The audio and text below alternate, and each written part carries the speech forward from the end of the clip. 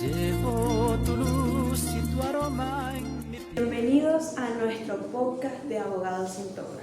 Hoy exploraremos un tema fundamental en el derecho contractual, la teoría neocausalista, que es quién fue su principal exponente, por qué la causa no es una noción inútil y qué aporta para explicar la interpretación de determinados efectos de los contratos bilaterales. Bueno, comenzaremos hablando de la teoría neocausalista, una corriente que revitalizó el concepto de la causa en el ámbito contractual. El principal exponente de esta teoría es el jurista francés Henri Capitan. Su profunda monografía de la causa de las obligaciones sentó las bases y rebatió las críticas de los anticausalistas. ¿Cuál es su fundamento?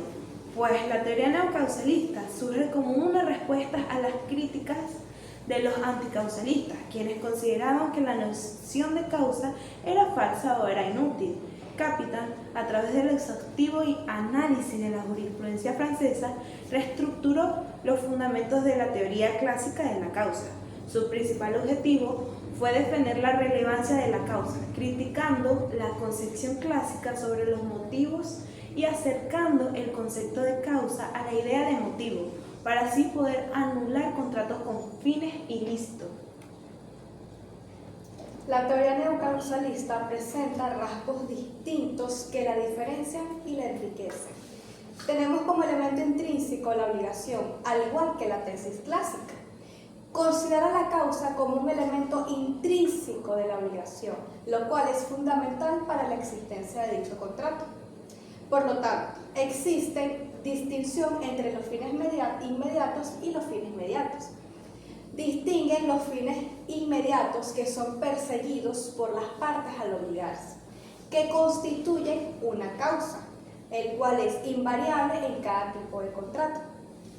De los fines mediatos o los motivos, como bien lo podemos llamar, son variables y de índole psicología. Acercamiento entre causa y motivo. A pesar de esta distinción que hemos mencionado anteriormente, los neocausalistas no admiten un divorcio total, ya que un divorcio total entre la causa y el motivo. Para Capitan, la causa es un elemento subjetivo que complementa el consentimiento para poder llevarlo a cabo.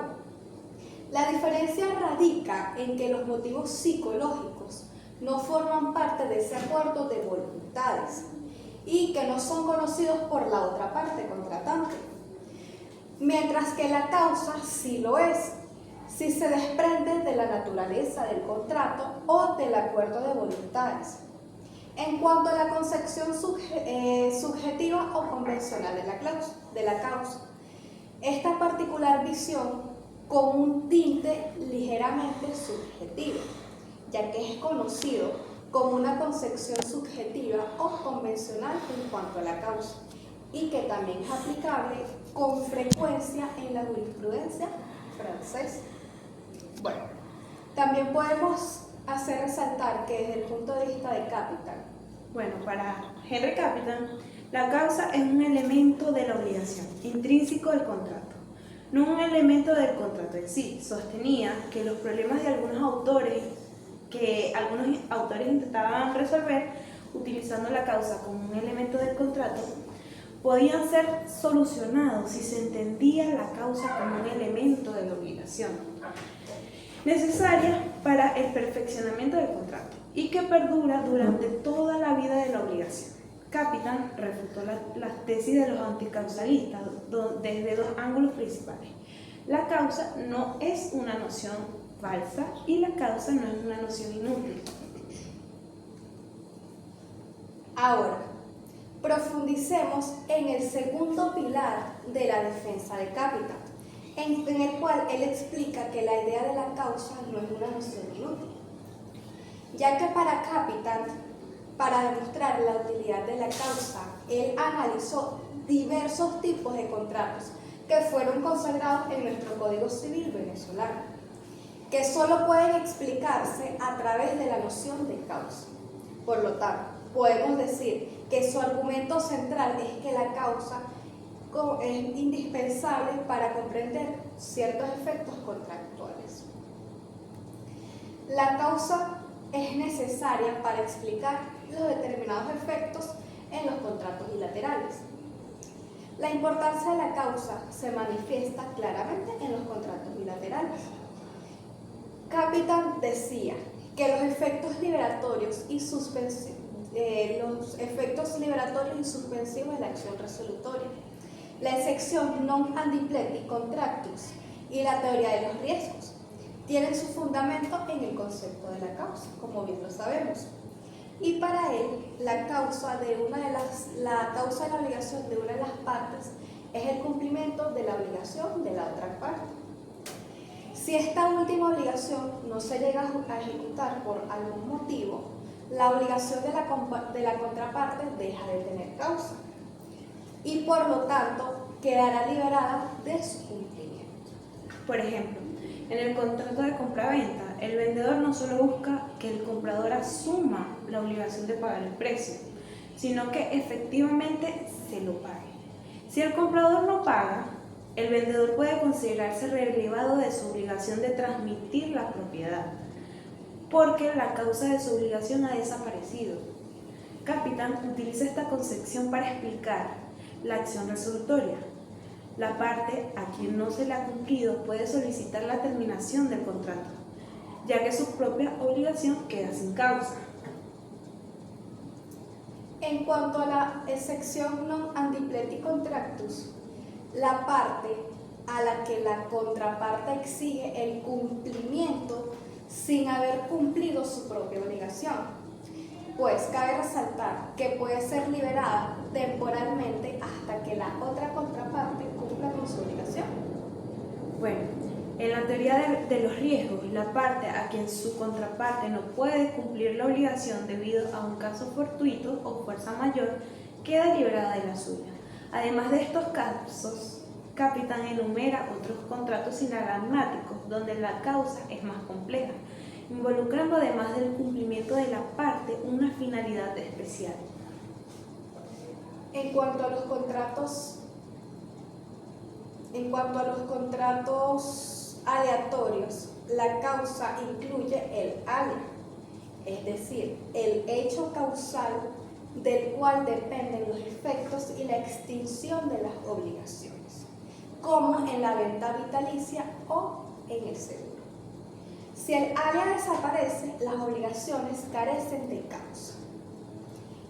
Los contratos con fin común explican que donde las contrapartes persiguen un fin común como lo es la sociedad, la causa es ese fin compartido. Y si el fin es ilícito, el contrato es nulo por causa ilícita. Y en cuanto a los contratos intuito personal, se dice que la causa estará constituida, además, por las cualidades relevantes de una de las partes. Por ello, el error en la persona puede anular el contrato, como bien es cierto.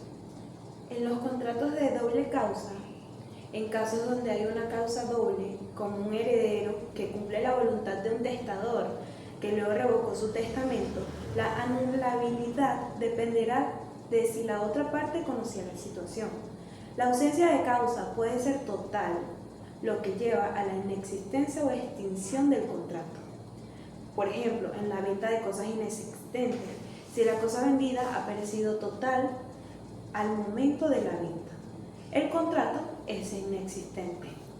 En los contratos aleatorios, si el área desaparece, el contrato se extingue. Por ejemplo, una renta vitalicia constituida sobre la vida de una persona ya fallecida al momento de la celebración del contrato.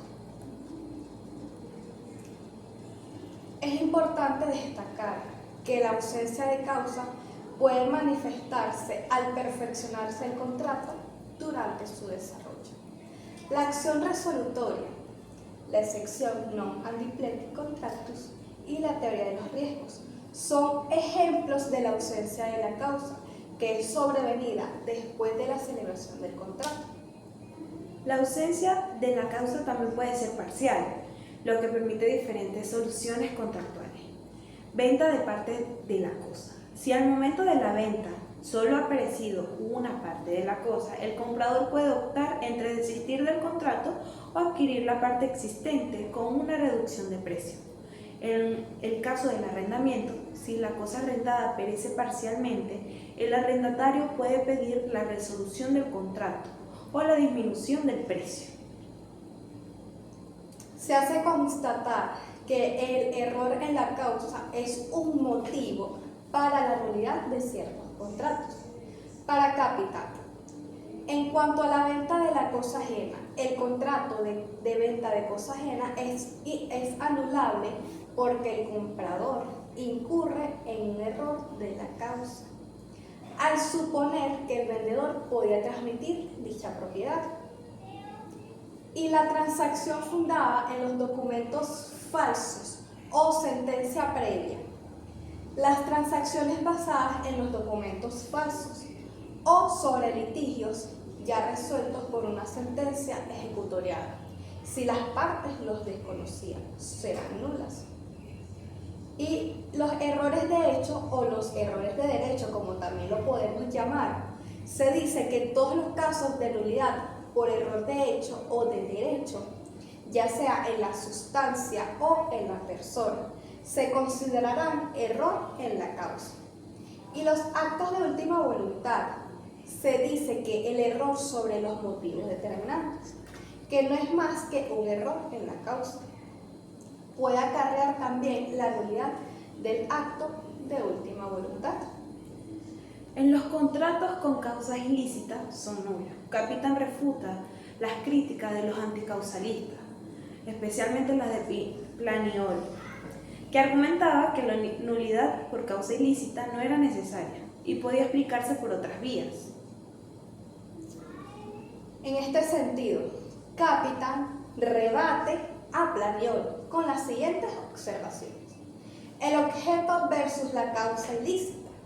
Si bien sabemos, el objeto de la obligación puede ser lícito, por ejemplo, pagar el dinero, o el fin perseguido, que es la causa, puede ser ilícito, ejemplo, pagar para matar a otro sujeto. La causa es la que determina la nulidad en este caso. Y es por ello que el artículo 6 del Código Civil venezolano consagra que establece que no pueden denunciar ni relajarse por convenios particulares las leyes en cuya observancia estén interesados al orden público o a las buenas costumbres. Es relevante también destacar que no se puede constituir la noción de causa ilícita. Dicho artículo solo abarca actos que violen las leyes que están expresamente manifestadas, dejando fuera aquellos que, aunque no estén protegidos por una ley específica, son contrarios a la moral o al orden público y requieren la noción de una causa ilícita para que se destaque la nulidad. Por ejemplo, el acuerdo de un cónyuge de pagar dinero a otro para que se separen de hecho. No hay una ley expresa que sea violada, pero la causa será ilícita. Bueno, en el carácter subjetivo de la causa, la crítica de que la causa es invariable y por lo tanto siempre lícita es aludida por Capitán al admitir una variante de la tesis clásica. Para él, la causa no tiene un carácter abstracto, sino subjetivo o psicológico. Esto significa que los fines, incluso mediatos, deben tenerse en cuenta. Si el fin perseguido es ilícito, la causa de la obligación también lo será, y el contrato estará efectuado de nulidad. Capitán también resalta la utilidad de la causa en los contratos unilaterales, dividiéndolos en contratos unilaterales de beneficencia, donde el deudor se obliga a prestar un servicio. También están los contratos onerosos, donde el deudor persigue satisfacer un interés personal. Están las liberalidades, donde la causa es el animus donandi, el deseo de donar, pero este debe ser referido al beneficiario.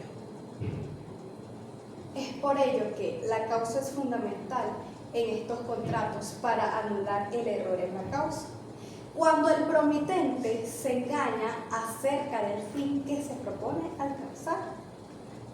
Bueno, para anular por ausencia de causa, como una donación efectuada para un matrimonio futuro que no se realiza. Anular por causa ilícita las promesas unilaterales con cosas ilícitas, especialmente cuando el animus donandis está ligado a motivos ilícitos. Finalmente, Capitan sostiene que la noción de causa es fundamental no solo para el perfeccionamiento de determinados contratos, donde el acreedor debe demostrar que su obligación tiene una causa y que esa causa debe ser ilícita, aunque la ley lo revele de esa prueba, sino también durante el desarrollo del contrato, para fundamentar la acción resolutoria. Y la excepción non antipreti contractus y los efectos liberatorios de los riesgos. Y bueno, con esto cerramos el episodio de hoy en Abogados sin Toga. Esperamos que esta explicación sobre la teoría neocausalista y la importancia de la causa en los contratos le haya sido de gran utilidad. Como hemos visto, la causa es un elemento vivo y crucial en el derecho contractual, esencial para la validez y los efectos de nuestras obligaciones. Gracias por acompañarnos el día de hoy. Hasta la próxima. Adiós. Llevo tu luz y tu aroma en mi piel y el 4 en el corazón.